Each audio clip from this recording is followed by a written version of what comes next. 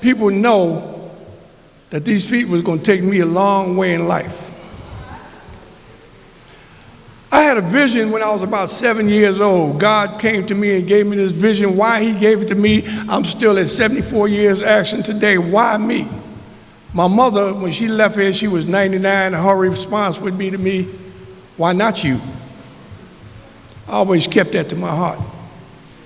But when I started out in New York City, I started as a young kid that had great visions and great ideals for humanity, for all people. Because when I grew up in Harlem, in my early years, we had a multicultural community. It was like a salad bowl. Everybody was there. The Italians was there, the Irish was there, the blacks were there, the Puerto Ricans were there, the Mexicans. Everybody was in this salad bowl. And then one day I went to sleep and woke up, and all the white folks looked like they was packing their station wagons and packing their trucks, and they was hitting the road. And I said to my father, I said, Pop, where are they going? Why are they going? And my father said to me, he said, son, I don't know, but I would think that they're leaving because the domesticated workers, which were people like me, they were now the next door neighbors. So they didn't particularly like that, so they decided they would pack up and move to the suburbs. My attitude at that time, well, that gives me more room to play. But then I went to look around and realized that something was going on right before my eyes that I noticed, but looked like other people didn't notice.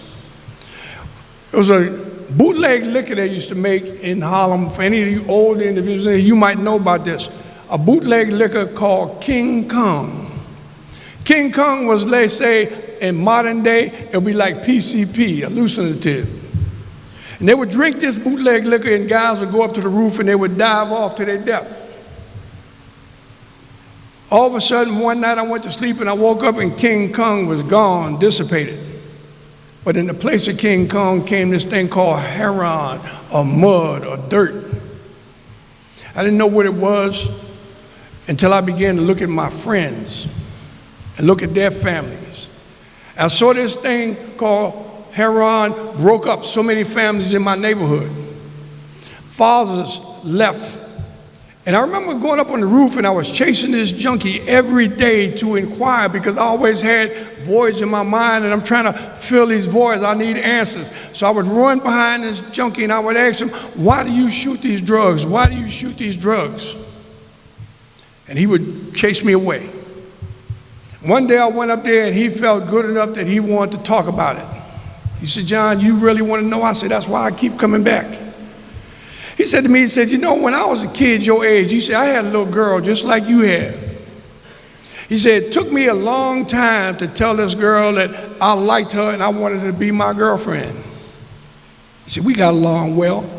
He said, but when it came time for me to step up to the plate as a man, he said, it took me even longer to get the courage up, even though I've been gone with her, to be my wife. He said, lo and behold, she said, yes, I'll accept your offer to be your wife. And he said he turned away with so much pride in his chest and his heart and his mind. I'm going to be the best husband. I'm going to be the best breadwinner. I'm going to be the best father possible. I'm going to set records. I said, yeah, man, but tell me why you shooting these drugs. He told me, he said, you know, I used to get up every morning, man, and go to my mirror and wash my face and brush my teeth and do my hair and the whole 9 yards. He said, and you know, I never looked in the mirror. I looked at the mirror. He said, and then one day I looked in the mirror and what I saw, I didn't like. And me being young, I said, what do you mean, you didn't like yourself? He said, no, I didn't like myself. Anybody here seen the movie Billie Holiday, Lady Sings the Blues? You remember when Billie was depressed, when they charged the bus and they had the hoods on, the KKK, and the guy told her, say, here, Ms. Holiday, take this little package that'll help you, you'll get through this. Just take this drug. Billie never came back. The day she died, she was still using them drugs. Well, a lot of the black men in the neighborhood, in my neighborhood, as well as neighborhoods across this country, they was in that same situation as Billie Holiday. They thought that we could take this drug as escapism for the weekend. They didn't realize that it was a 50-year exodus. In that 50-year time where I was blessed because I still had a wholesome family, my mom and my dad was there. My mother was an immigrant coming from Cuba. My father was born in South Carolina. My father was a shoemaker. My mother used to do domesticated work and go clean up the abortion offices. I remember going in the abortion office, not that I'm a thief, but I'm curious, so I'm looking, I'm opening drawers and I'm looking. I knew about King Kong as a drug, but I opened up the doctor's drawer and I see this big pile of white powder. And I put my hand in it and happened to touch my face and my whole face froze up. And I said, Mama, what's that powder that the doctor got in his office? And my mother went to pieces. You mean you went in on people's property? Yeah, Mom, it's okay. Don't you go in on people's stuff. I said, Mom, I'm just looking, I'm trying to learn. And then I realized it was a street drug and it was a professional drug. So now I'm looking for answers. Because now all of those fathers that I talked about was in this hiatus. They were gone away from their families. And I don't care who you are as a woman, as strong as you may be. You cannot raise a man child to be a man. You can take him to a certain level, and then he needs a man in his life. Well, those men that I talked about, they've been gone for 50 years plus. So therefore, you see kids running in packs right now. You see kids is in the gangs. You kids don't have respect for the black women or no woman. They don't have respect for themselves. I saw this early, so now I'm looking, what can I do? What is my role? And I turned on my TV one day, the little fishbowl television we used to have. I turned it on, and I saw a guy had a funny-looking hat on his head and a feather sticking out of his hat, and I could just surmise what color he was because green was my color. Come to find out this guy's name was Robin Hood. And I loved this guy, Robin Hood. Why did I love Robin Hood? Because Robin Hood wasn't concerned about man's law, he was concerned about God's law. Robin Hood said, if you come through Nottingham Forest, you're going to have to pay a tariff. You're going to have to pay a toll to come through Nottingham Park, or forest. The king was out there to get him. The sheriff was out there to get him. He wasn't concerned about none of that. He was concerned about the people who were being pillaged. He became my hero. As I began to go to my friend's house and look in their cabinets, I see no food in the cabinets. I look in their ice box. It wasn't no fridge, it was the ice box. They didn't even have the box of 20 Mule Team Borax. That wasn't even in the box, no ice. Look in the clothes closet, no clothes. And then I thought one day, I said, let me go over by the Yankee Stadium where the freight yard is, and let me look in the freight yards. Now, when I went in the freight yards, I knew that I was going to break the law. But I wasn't worried about the law as much as I was worried about Mr. Carlos, because my dad didn't play. But I was compelled to do what I had to do, because I couldn't see people in their house with no food. We didn't have McDonald's and fast food places to eat that stuff that they sell you today. If you didn't eat dinner, you didn't eat. So I went down to the freight yards and I broke those seals and I went into the trains and I saw things called frozen food and succotash and I saw clothes and I said, all right, well, I'm gonna get this. And I used to run across the bridge on 155th Street. I had two partners. And I went to the bridge guy, he sit in this little box all day, and his job is to wait for them to call him and tell him to open up the bridge. And I remember I went to this guy, and I said to him, excuse me, sir, let me ask you a question. How much money do they pay you to sit in this box? And he told me, he said, they don't pay me enough money to sit here all day, and I don't have nothing to do but look at the Harlem River and read my newspaper and wait for that phone to ring. I said, well, you see us coming across this bridge pretty regular. And I know the police are going to tell you to open this bridge up one day where we can't get back from the Bronx over to Manhattan. I said, I tell you what, if you give us 5 minutes when they tell you that, 5 minutes, because we're going to be rolling, we'll leave you a package at your door. The man looked at me and he said, no, we can't do that. I can't do that. I turned away. I was kind of dejected when he said that. But he said, I can give you 3 minutes. When he said that, I turned around, a big smile, my chest stuck out, and every time we rolled by, I would leave that man a package. They would catch my friends, they would never catch me. Now, my father was a cobbler, a shoemaker. He had his own shop. Used to have little crap games on the weekends, the poker games. My father had two detectives, the only two black detectives in Harlem, I might add, Mr. Lester and Mr. Bryant. And Mr. Lester was about maybe 5'11", 5'10". Mr. Bryant was 6'6", big red bone. And they caught me over at McCoon's Park, right there where the new Yankee Stadium is built now, right up the road from the railroad tracks. And they walked in on me in the park and told my two partners to go sit up against that fence and say, Johnny, you come with me. Because they had gone to my father. I didn't know they'd gone to my father. And I told my father said, oh, well, stop it. That's your job to go tell him. That's why they came over to the park to find me. And when they came, they said, Mr. Bryant said to him, the big fella, he said, go on, Mr. Lester, tell him. I'm looking at him like, tell me what? And Mr. Lester said, you know, there's been some break-ins at the freight yards, and we think we know who's doing it. Now, we can't do anything to him until we catch him. And Mr. Lester was about my size, and he pushed his nose up against my nose, and at the same time he pushing his nose into mine, he tell him, say, and we gonna catch him.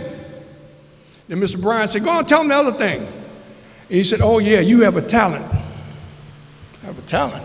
What's that? He said, you're a runner. And when he said I was a runner, no disrespect to him, but I smirked. Mr. Bryant smacked me upside my head. Don't you ever disrespect Mr. Lester. It wasn't about disrespect. He said that I was a runner, and that didn't make me exceptional because every person in the neighborhood was a runner. I got the wheels on me because of my mother. My mother went to work one night at Bellevue. She had gone to school and became a nurse and working at Bellevue, gave up her nights to make a couple extra dollars. And one night, me, my father, and my brother sitting around this summer night, my mother come back in the house about 11 o'clock. Her legs is bleeding, stockings all torn up. And we said, Mama, what happened? What happened? Some kid, because in that era, it was an era when kids were snatching persons. Snatch a woman's purse and run. Well, right then, we was all upset. The young men and my father was in the house. We all upset. We're going to find this guy. What did he look like, Mama? My mother said, nah, that's all right. All I need is a little Mercurochrome, some iodine. I'll be all right. You don't need to do that. No, we're going to find him. My mother's name was Vi. My father said, Vi, what did he look like? We're going to get him. And my mother said, that's not necessary. And we said, we got to go get your purse back. She said, well, I got my purse back. And she held her purse up. I got my purse back. We looked at her and said, well, how you get your purse back? She said, I ran him down and got my purse back. So by the police telling me that I was a runner, man, you ain't said nothing. Everybody in the neighborhood was a runner. But then he sent me down to the New York Pioneer Club. Now already I had a feeling for humanity, but I didn't know what humanity was. It was just my vibe trying to help people that couldn't help themselves. You know, like a person, for instance, have a tree in front of their house and they're at the bottom of a hill and they look out their window every day and they see a kids coming across the street and that tree then grew down so low until it's blocking the stop sign. They're worried about the people coming down the hill not going to be able to see that stop sign. But they're worried to death about them kids, but they don't know who to call. But that was the same thing with these people that was in that predicament. They didn't know how to get out of it. So I looked at Robin Hood, I looked at the situation, and I looked at myself as a human being. What is my role? Was I concerned about my father tearing my butt? Or was I concerned about my fellow partners having food in their house? So I grew up like this. I remember I used to tell the kids, come to my house, come to my house. And I remember my mother told me, she said, Johnny, I love you bring your friends, but you can't bring them over here the way you're doing. He said, because you're taking food away from your brothers and sisters. That was hard for me to accept, but I understood what she was saying. So now I have to do it another way. I can't be the thug that I was, because they was trying to label me like I'm a break-in artist or something. I wasn't breaking in, I wasn't looking to get fat pockets for myself. But when God sent me down to the New York Pioneer Club through those police, now I have a springboard. You know what a springboard is, right? Like the high dive. I had something I could push off now because I realized when I went to this New York Pioneer Club that if I trained a little bit, I could become super.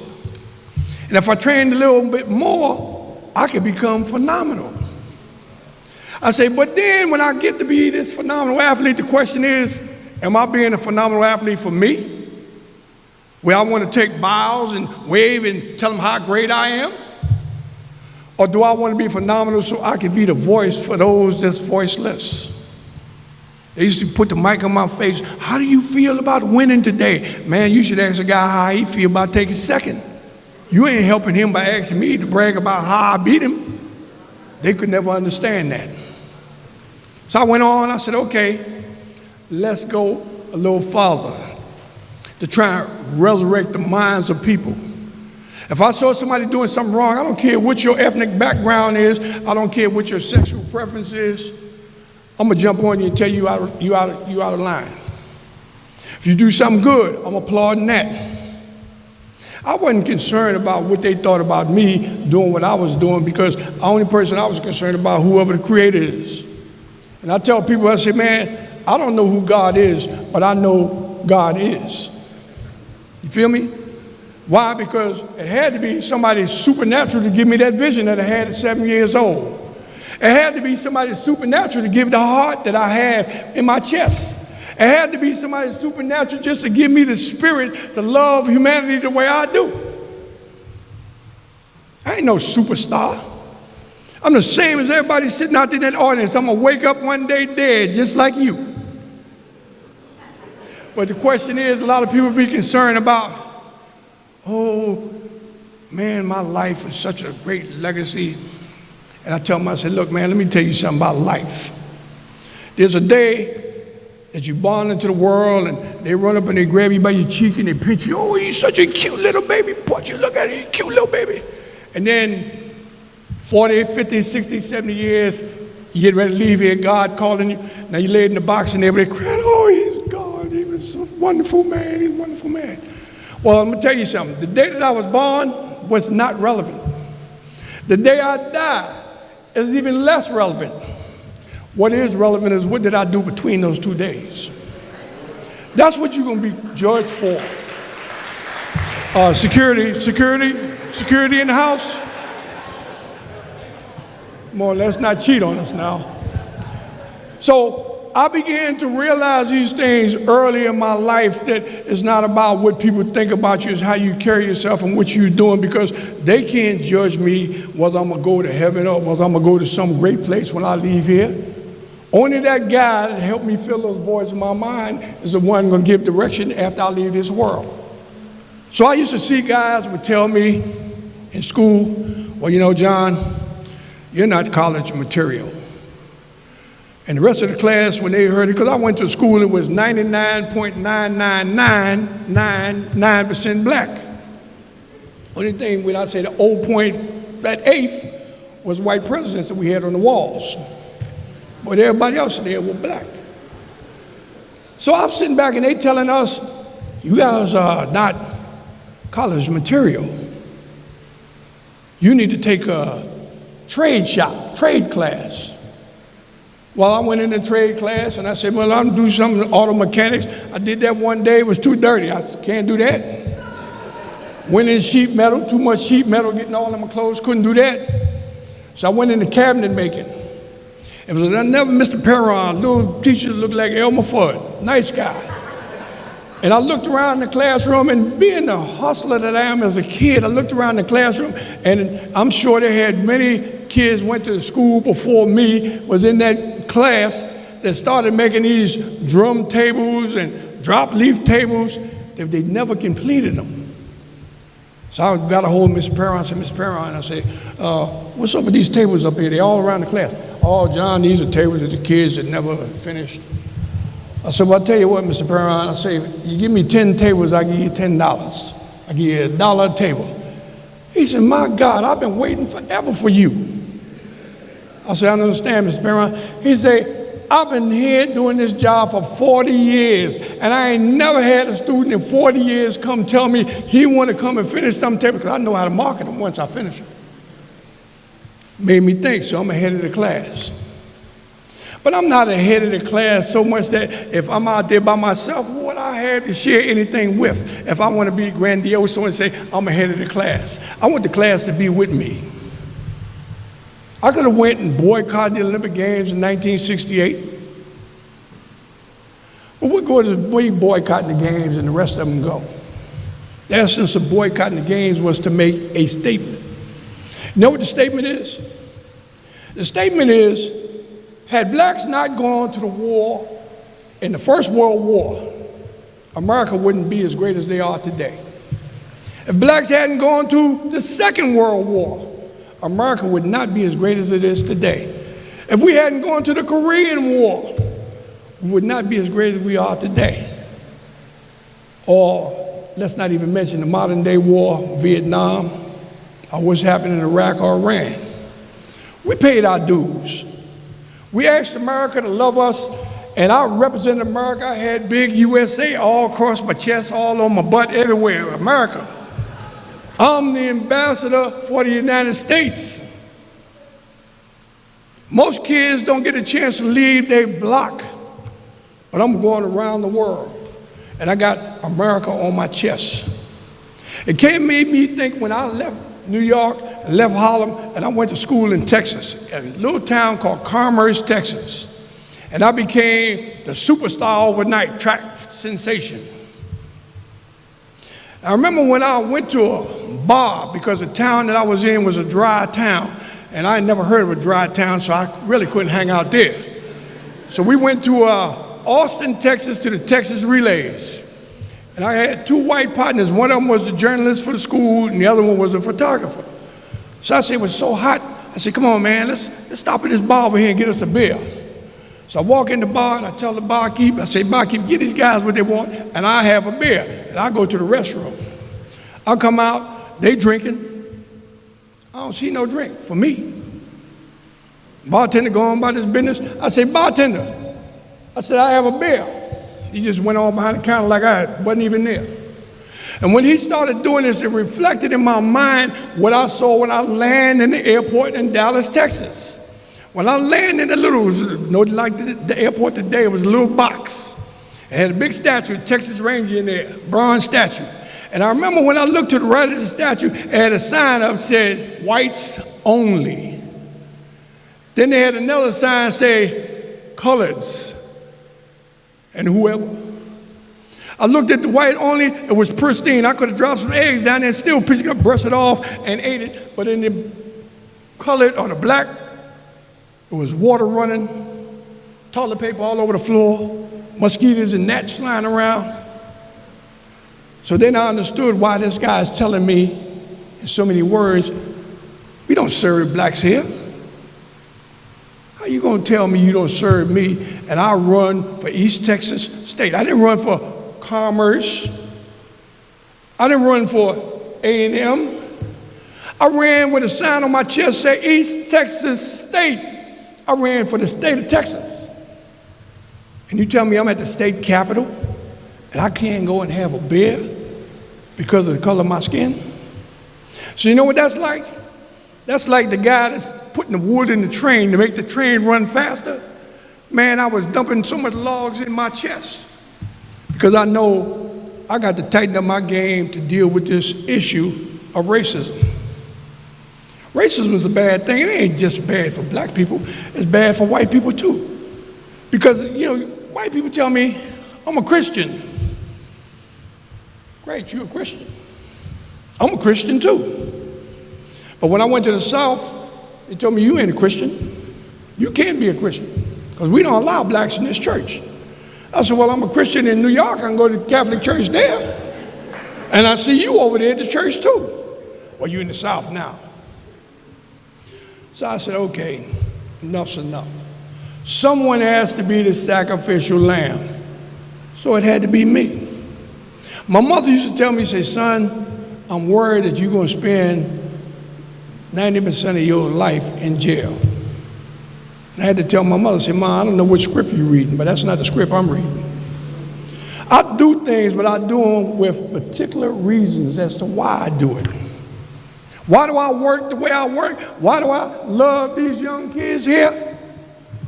Because everything I did as a young man at 23 years old wasn't for me at 23, and I had a life to live. I just started to live life. But it wasn't about my life, it was about their lives, my kids' lives, my kids' lives, to make it a better life for them. If Robin Hood would have stood still and let them do what they wanted to do, we wouldn't be around today. If I'd have stood still and not say, let me be a good American, let me wipe the tears away, let me get on the podium, let me salute the flag, let me stand at attention and be proud to be American. But you know, when the dust settled, the question to me was, I'm proud to be American, but America seemed like it ain't proud for me to be American. Because the same thing my father fought for in the First World War, I'm still being denigrated right now, 60, 70 years later, merely because of the color of my skin. You don't know me, but you want to stop me? Am I a threat to you? Why? And I had to ask some kids one day because I had a situation. My wife was having my first kid. I was a senior in high school. I was married and I had my first kid coming into the world. Came into the world, actually. And my wife asked me to go to the grocery store to get some groceries. And I saw 3 kids out there, and I saw one of them knock the other one down. Bam! Knocked him to the ground, and both of them started kicking him, just as I'm walking up to the store. And I grabbed them, and I'm pulling them off and throwing them on the ground, and I'm figuring I'm gonna have resistance from them. Well, the white kid that was putting their heels in his face, he stood up and said to me, he said, nigga, why don't you mind your own business? And when he said that, I was in a state of shock because this is the dude they stomping his head in. But he showed me no matter what, I will never be on your side of town. They can kill me, but I'm gonna still be on their side of town. I realized that now I'm dealing with sick people. See, and you have to come to your senses and realize that racism is inhabited by sick people. That guy that was down there in Florenceville, when he rode over that girl, do you think he was normal in that car? He was enraged because black people were saying, hey man, we cannot wait until tomorrow anymore. Tomorrow is today. I can't wait for justice and equality anymore. That's why 51 years ago, I stood up to do what we do. But then I have to realize at the same time that we have problems with our own environment, our own homes, that we need to work on as black people.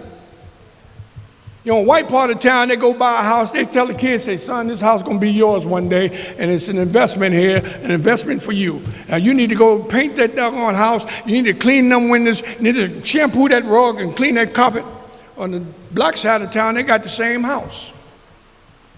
But his mom didn't tell him, his dad didn't tell him, say, this is an investment, son. One day this is gonna be yours and you have to nourish it and take care of it.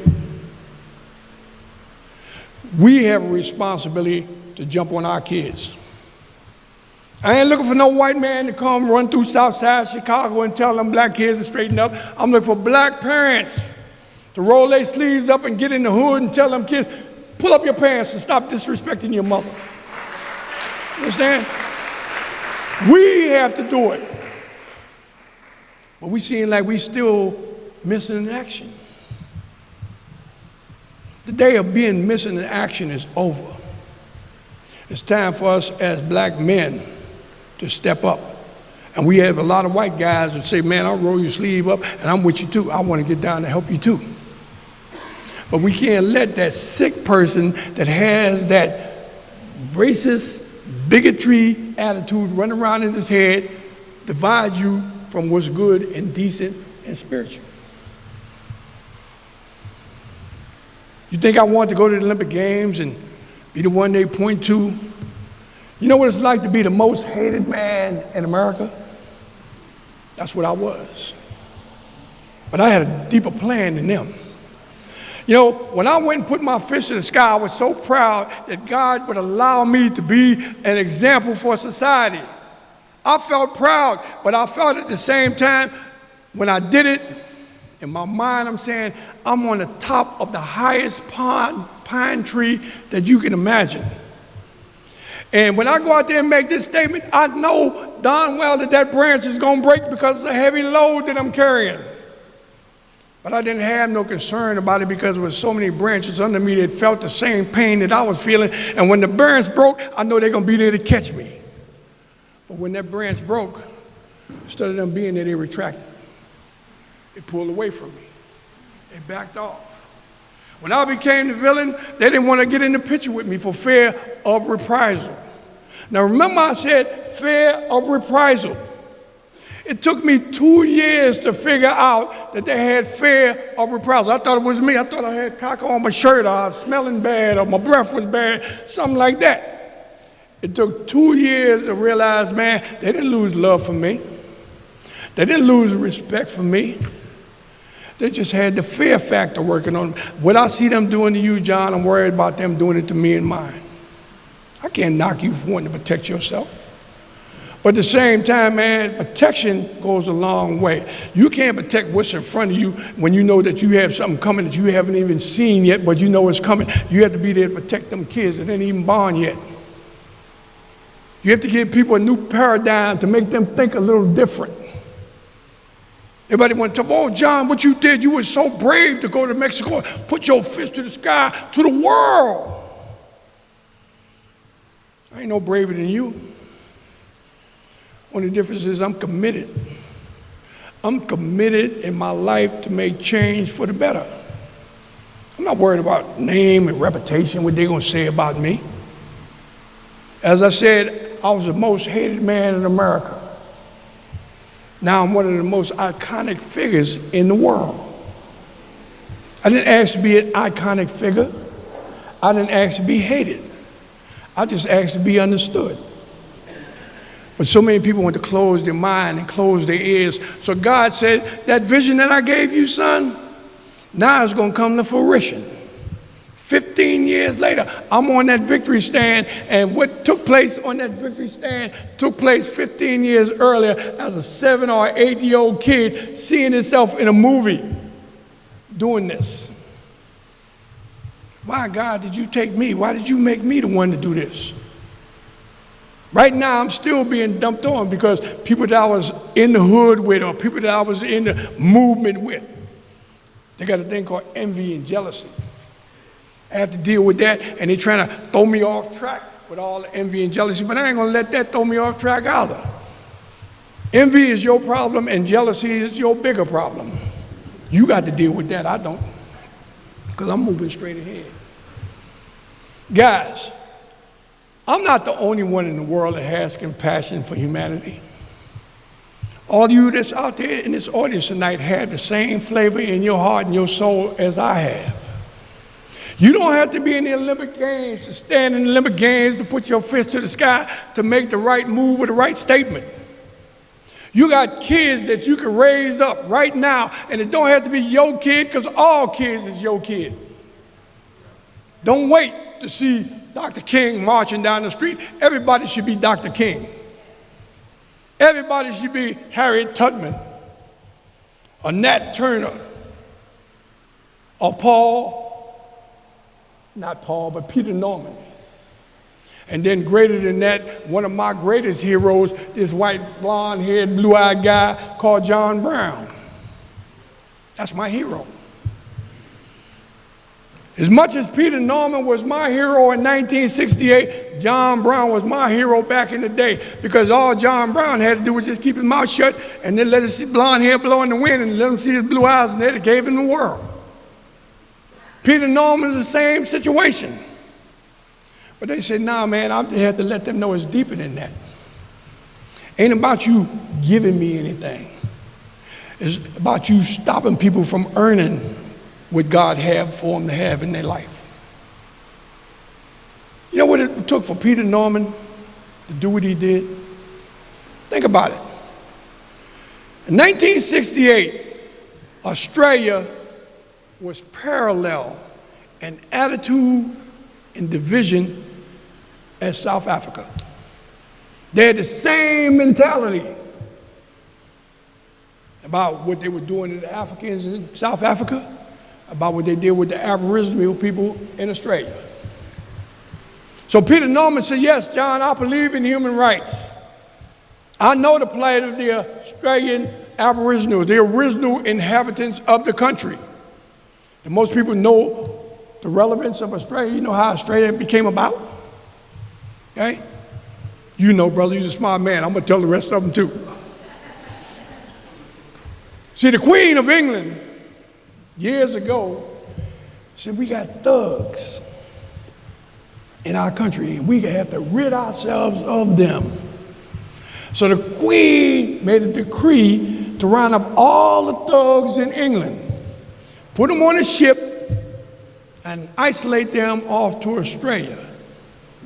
And that's how Australia became who it is, because they went there and they said, oh, who are these people here with green eyes and yellow eyes and blacker than tar with hair look like white people's hair? And, who are these people? And they went there because they wasn't modern day. They went there like America went to the Indians. They just took everything they had and tell them they were less than citizens in their own country.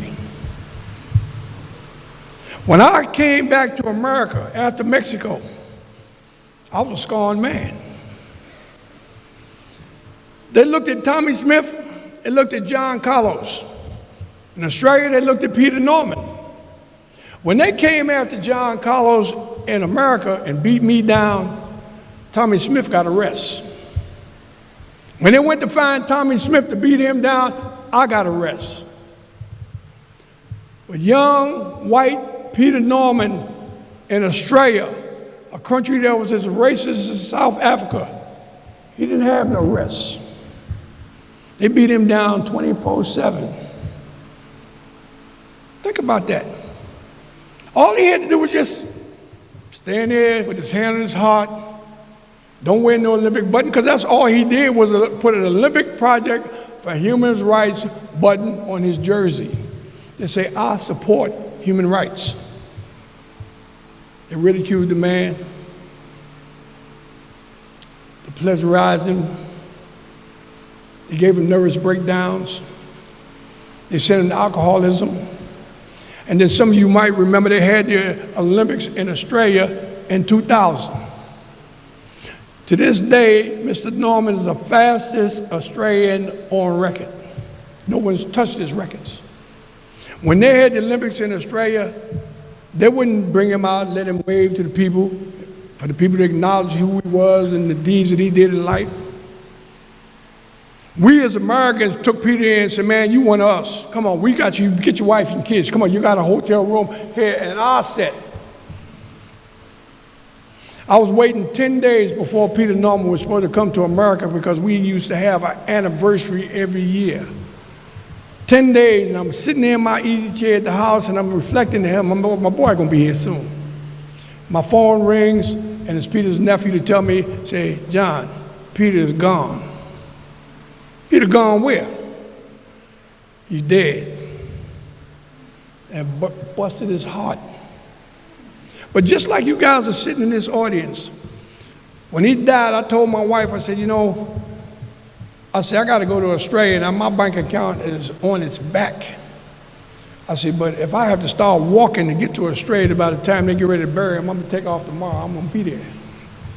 By the grace of God, I got there. But when I got there, they had his service in an armory. 3,000 people showed up. The same time Mr. Norman died, there was another guy died from Australia by the name of Mr. Irwin. He was the guy who used to kiss alligators and hug crocodiles and chase koala bears. And Mr. Irwin, everybody knew him on TV with his shorts and his smiling face. He died at the same time. I think a stingray stabbed him. But there's 3,000 people in the audience, and I just sat there and I waited until it came time for me to go to the podium and say my spiel. And I looked at him and I told him, I said, this is fantastic that Mr. Norman had 3,000 people come to see him in his demise.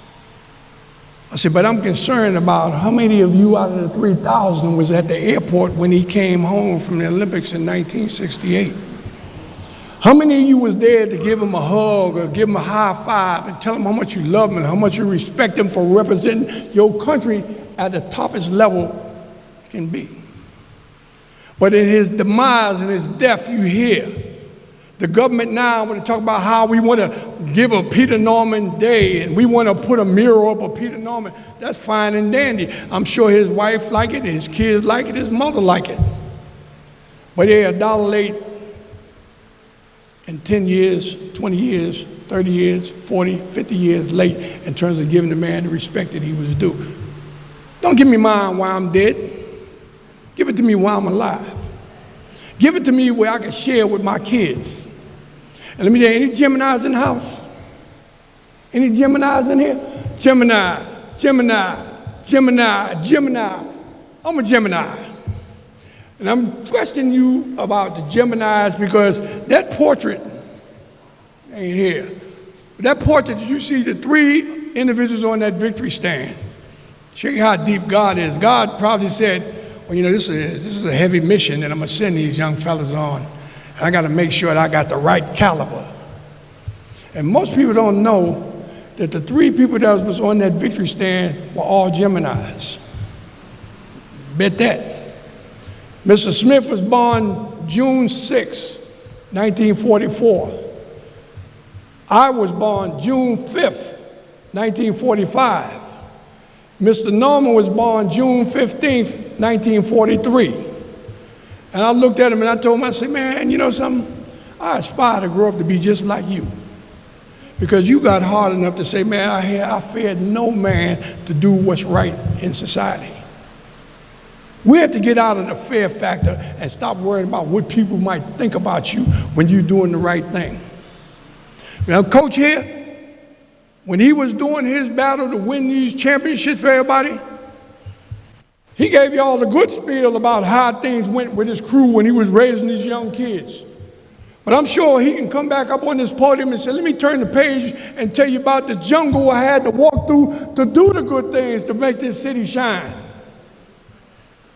See, he don't want to talk about that, but it's still tire tracks on his back for the things that people of color had to endure. I met a young brother in here today. He's an older brother, but he's a young brother to me. Came down and told me, he said, John, he said, man, we had to take so much. We had to go through so much. So many people come and tell me, say, man, I want to thank you. I want to thank you. I had a couple of judges tonight come tell me thank you.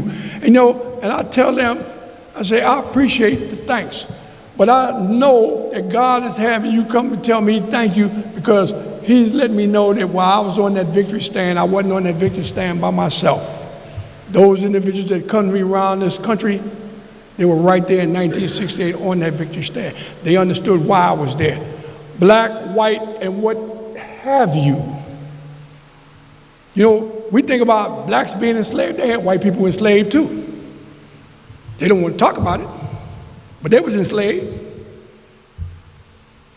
But as a people, the human race, and that's what they tell me. They say, man, I'm not out running track. You talking about a race, the 100 yards or 200 yards. I'm talking about the human race. That's the race I'm trying to win. I don't care if you like me or you don't like me. That doesn't even matter to me. You know, because a lot of people told me, I had a guy, FBI guy, follow me. This is God's truth. This man followed me everywhere I went. And my wife decided she had enough. She couldn't take no more, so she decided she was going to break up and go her way. I'm sitting in a house right there in California across from the old Pepperdine University. I got a big house with no furniture. She took all the furniture. Well, she did leave me a high chair, a couple of mugs, and my boom box. And I'm sitting in this window, and I'm looking out, and I'm watching the young students going to school. And then I looked, and I saw under a pine tree right in front of the house, I saw this old guy that was following me. It was raining, it was misting and cold. And I went outside, and I said to him, I said, excuse me, sir. I said, listen, man, you've been following me everywhere. I said, why don't you come on in the house and have a cup of coffee, man? We could talk, because I was lonely, and I know he was too. And he said, nah, I can't do that. He said, I'm close to retirement, and that's against the rules. When he said that, I felt like I did with talking to that man about give me 5 minutes on that bridge. He said, no. And when I turned to walk away, God shouted to my brain and said, well, ask him, is it okay if you get coffee and come sit in the car with him? I said, well, sir, is it against the rules for me to get you a cup of coffee and a cup for me and come sit with you? He said, oh, now the rules don't say that. Now you come on, do that. So I went and made the coffee. I come out and I went to sit in the back. And he told me, nah, you sit up front with me. And when he said that, I didn't know whether he thought I was going to hit him in the head or what. But I went up front and I sat up front with him. To show you, like I was telling this young lady here, I done been through a stair step in my life all the way up to Mexico, and God got me on a stair step going even higher after Mexico. This man sat there in this car, and we talking, and he said to me, he said, you know, you're just like your father. I looked at him, I said, excuse me? Yeah, you're just like your father. I said, man, you don't know nothing about my father. He said, well, I know your middle name. And I said to him, I said, well, if you're the FBI or the CIA, I said, it ain't hard to find out my name. He said, true, true. He said, do you know how you got your name? I said, yeah. He said, you think I would know that? I said, no. Tell me the story about how I got my name. Well, like I said, my father was a cobbler or a shoemaker, but my father was a hustler too. He used to gamble a lot. And he went down to Atlantic City with two of his partners. And they got in the big poker game down there and won a lot of money. I think they won $250,000. And they were coming back from Atlantic City. And the guys that they were playing against decided they're going to rob them. And they had a big shootout. And my father's best friend got killed. And his name was John Wesley. My name is John Wesley Carlos. He said, now, that's the story about how you got your name. Like when he said that, my lip was all on the dashboard. I was just blown away.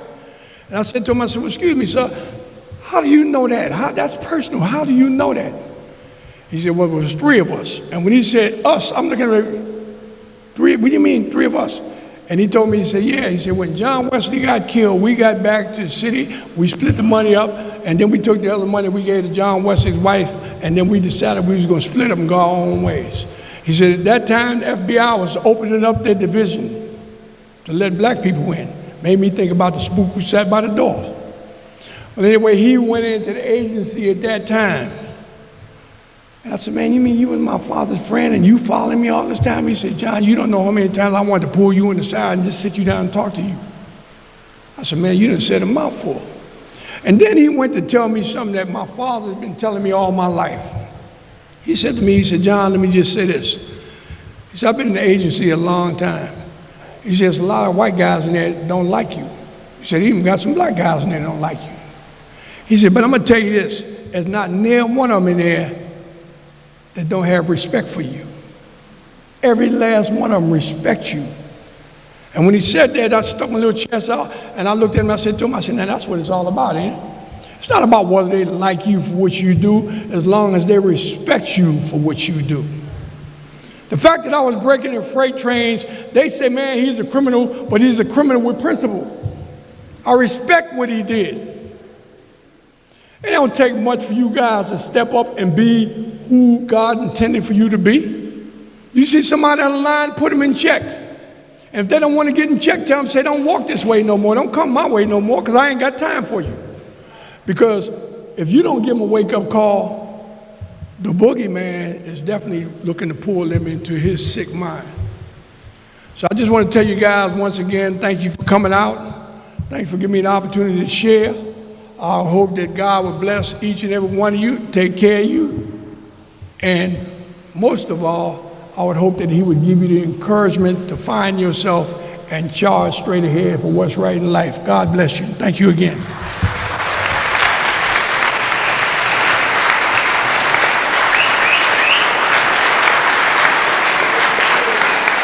Security, security.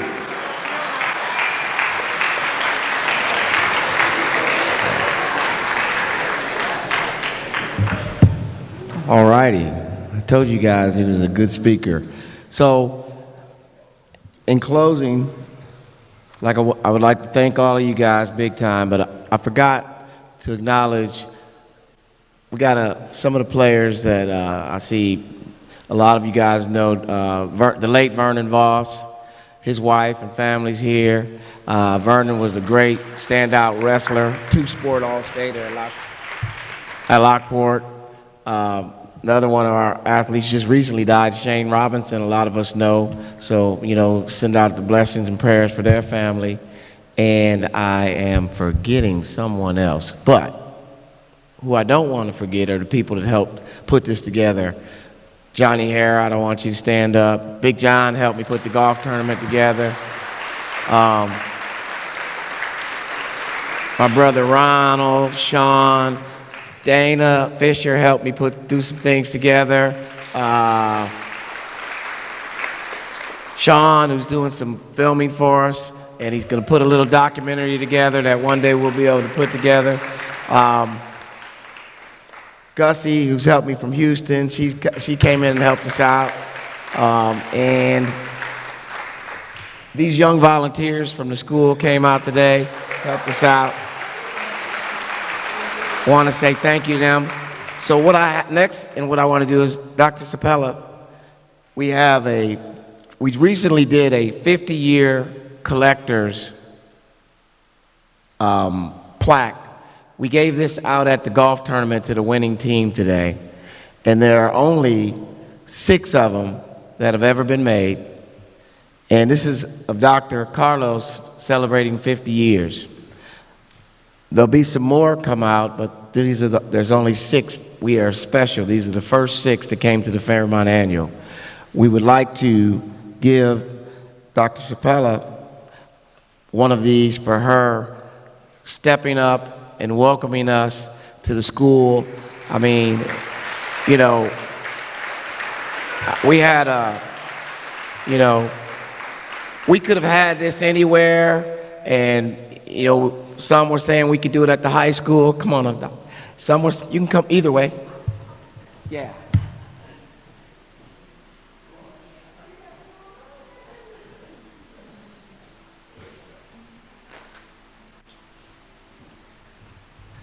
This lady, when I called her up and she was like, hey, Kenny, you can't bring Dr. Carlos to this community and not have it at our school if it's for us. So we can do whatever we need to do to make this impact and have it at our campus. And she opened up the doors.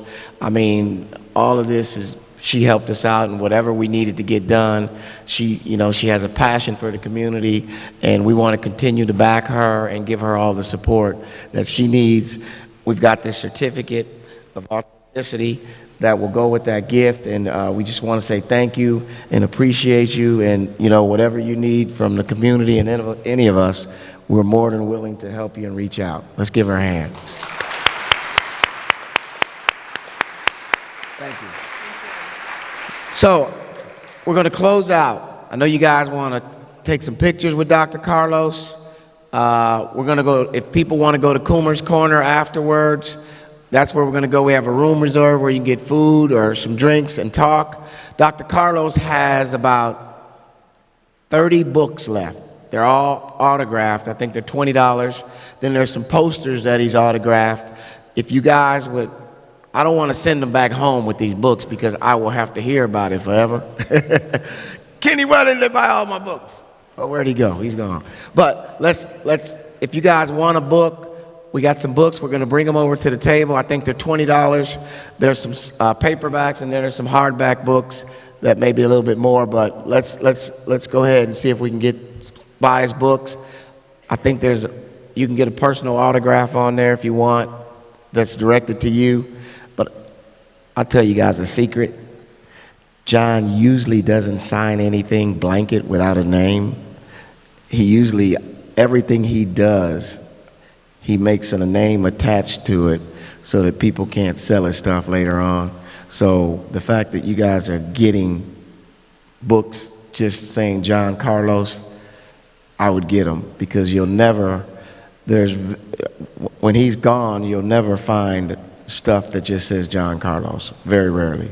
So he's doing something for us that he just doesn't normally do. So those books are, they'll be good gifts to cherish. So once again, I want to thank all of you guys. We're going to make this thing bigger, and better and continue to build. So let's look forward to next year. And Big John, we do have some snacks, cakes, cookie, drinks, and everything outside. You guys eat it, enjoy it, and once again, I want to thank you guys, and let's continue to build on this. Oh, wait a second. Hold up. Wait. I'm sorry. We did want to open up just for a few questions. If somebody had a specific question they want to ask Dr. Carlos. Where did he go? Let me bring the mic.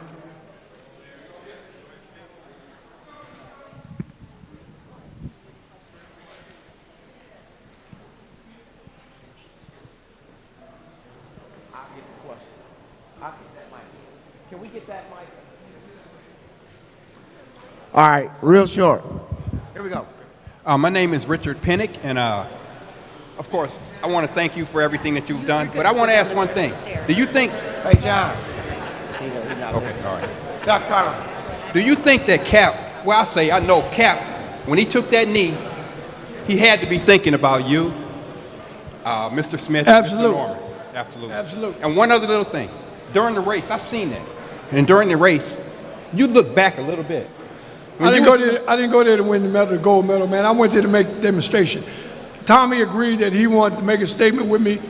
He idolizes the medals and so far. I didn't see no point in me going to win the medal if it don't mean nothing to me. Because you were in first place. Then. Okay? Thank you That's very why much. I was looking around to tell him to stop BSing if you want this thing and come on. Okay. Thank you. Okay?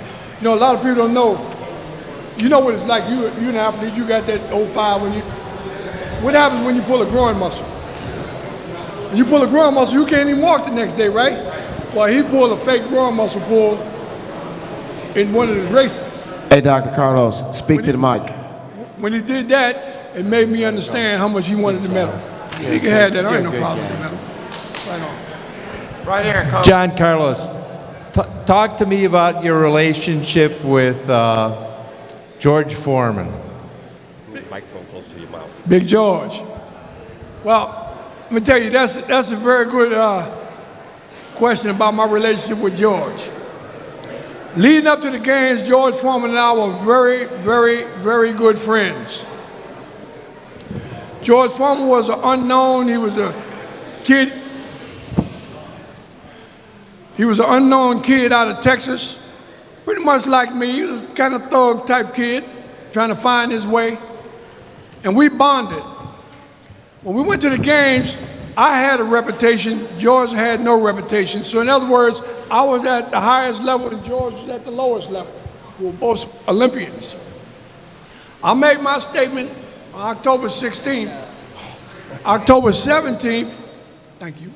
October 17th, George Foreman was going to fight for the heavyweight championship in the Olympic Games. We had a guy that was the head coach of the boxing team, a guy by the name of Pappy Galt out of Piney Point, Maryland. And Pappy came to me after the demonstration. He said to me, he said, John, he said, man, I can't say that I agree with what you did. I can't say I disagree with what you did. But what I can say is you're going to need a way to figure out how to feed your family. He said, I have a plan. And he gave me 4 tickets. He said, 2 tickets for you, 2 tickets for Smith. Said, your wives. By the grace of God, we didn't get there that night. Because Pappy's idea was, after George won the championship, and he go out to take his wave to the people, he put that flag in George's hand. And if you notice, if you ever look at the video, George had the flag down like here. And the people noticed the flag as he was walking, and then he raised the flag up. Now, I said earlier about the grace of God, we didn't go. Because had our wives gone there, it would have been a frenzy in there. Because he's waving the flag of patriotism, and we the guys that put our fists up against the flag. So a lot of people would have attacked us. And it's bad when you're in there fending for yourself. Now you got to fend for your wife at the same time. So after that, I started crashing to the ground, and George started racing to the top. We didn't see one another for 40 years. And one day I was in Atlanta, Georgia. I went to Atlanta, Georgia to do some work, and I come back home. Wife, I'm not feeling well. I want to go lay down, I'm tired. I don't want no food, I don't want to be bothered. I go up, I get in the bed, man, and I'm in the bed about an hour. After that, man, my phone started ringing every hour on the hour. Bam, bam, bam. And I was so annoyed when I picked the phone up and I said, man, who is this? What do you want? And he paused. He said, this is George Foreman.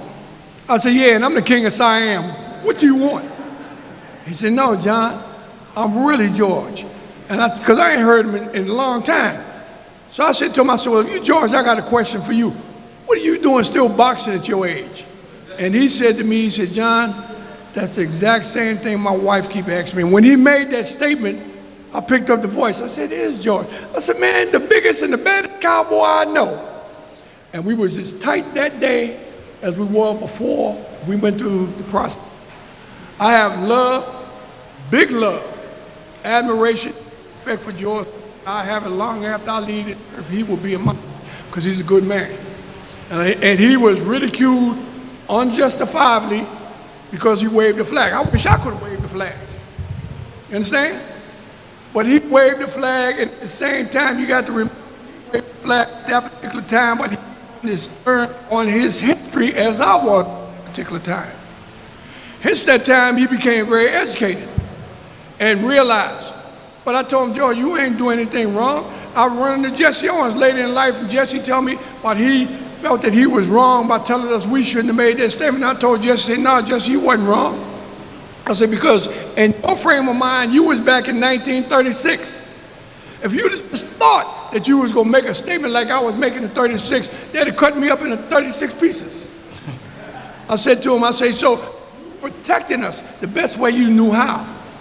I said, man, don't have no shame in your game because you didn't do anything wrong.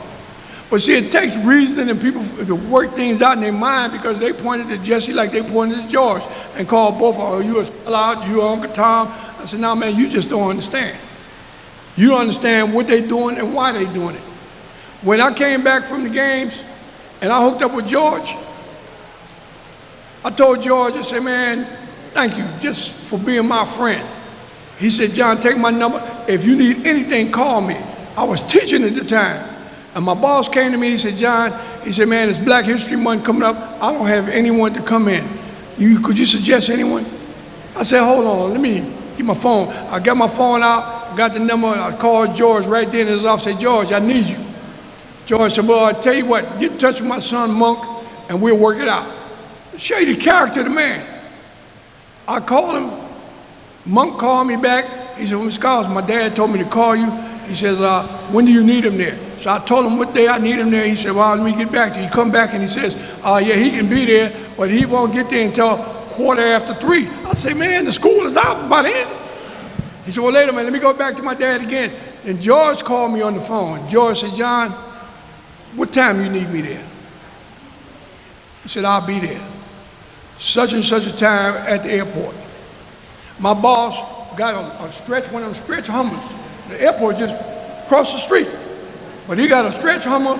We get in there. Now, I thought he was coming in on a commercial flight. He chartered a mid-sized Learjet for him and his daughter to fly there to that school to be there on time for them kids. And when he stood there for all the people, the faculty that wanted to take a picture, autograph. We had 3,800 students in the school. We took them out in the auditorium on a hot day in Palm Springs, California, and George sat down on a bench, and every kid that wanted to take a picture or wanted an autograph, he sat there patiently and took care of all of us. All these superstars I see out there together, I couldn't tie them all together and they'd never do what George did. So I will always have love and admiration, respect for George Foreman.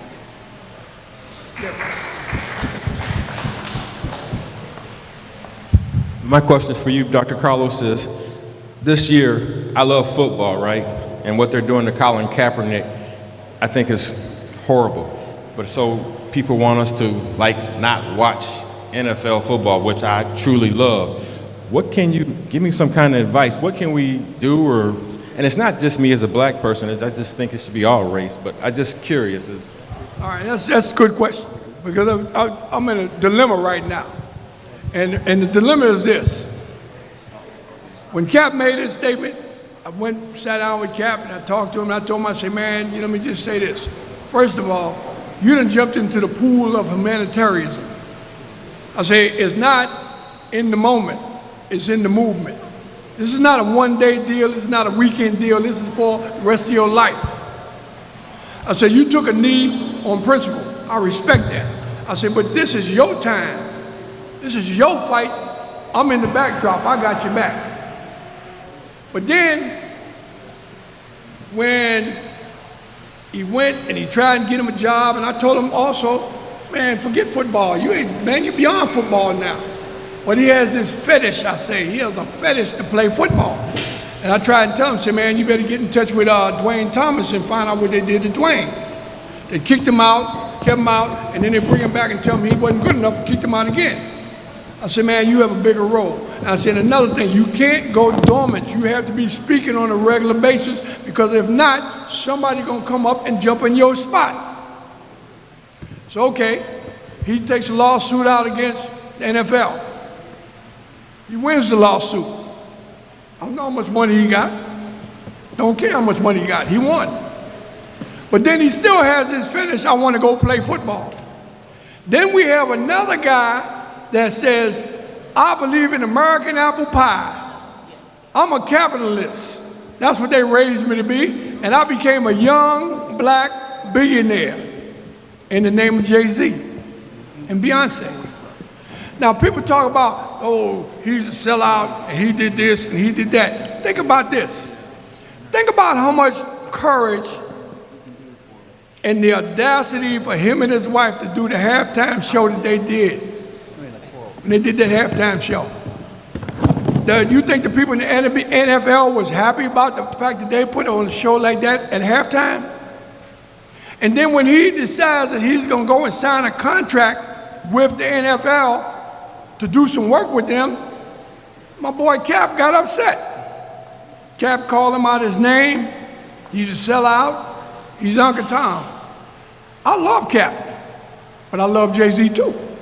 And my attitude is this: if I'm trying to get on the other side of the mountain, man, and I have an idea about how to get there, my idea is not guaranteed to make it. So I'm looking for some other people with the same idea, because our objective is the same. We don't have to all go down that red line to get there. We can go at different angles to try and get to the other side of that mountain. I told him, I said, and you have to take into account, I tell a lot of people, say, now y'all done call the man all this and all that. I said, you let the President of the United States get a chance to go in there and do what he's doing. You gave him a chance. Why wouldn't you give Jay-Z a chance? I said, and at the same time, what you gonna do if this man gets a team and he's the one that come up and tell you, I'm gonna give you a job to be the quarterback in the NFL that you want? Will you accept that job, or would you say, I don't take a job from Uncle Tom's? You understand? So, man, I have respect for any young man or young woman that takes the initiative to say, man, I'm here to try and make a difference and shed light on the ills of society. All right? Any more questions? Yes, sir.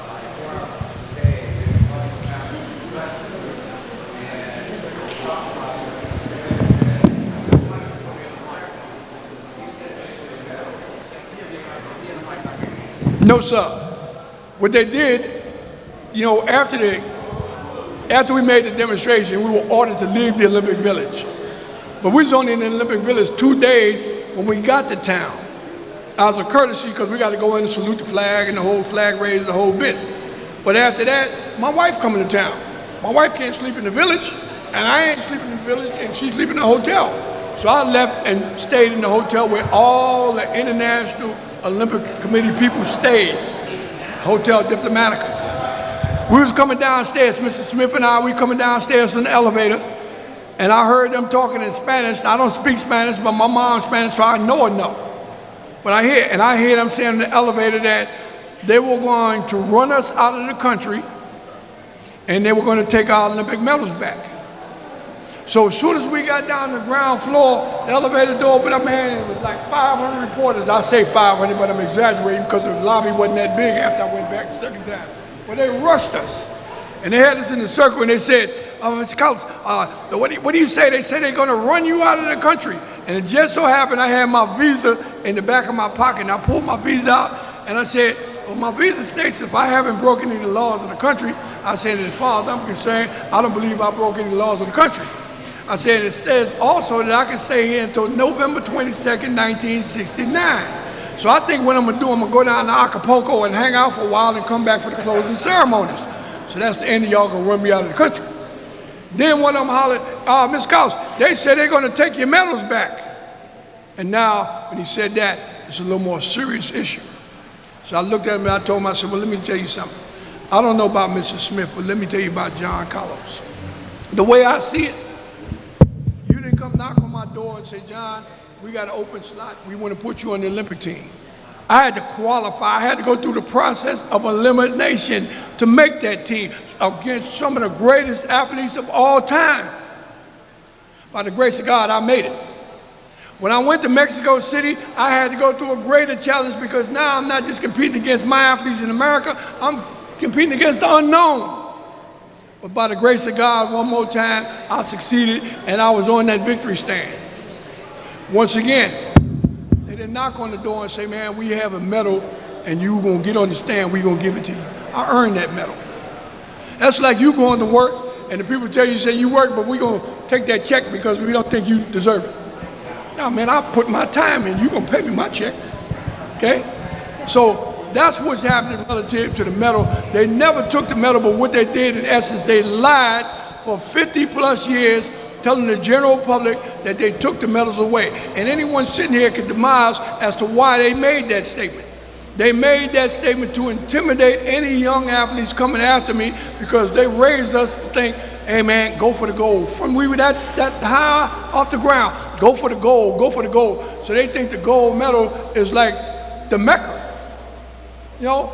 And a lot of them have that idea, so I'm not gonna stand up for humanity, or I'm not gonna step out of the line as those two young kids just did a couple of weeks back, a month ago. One of them took a knee and the other one put the fist to the sky. But think about how many of them can make a difference that they don't for fear that if I step out of line, they're gonna take my medal away. All right? All right, bro. Are we done? All right. Thank you, sir.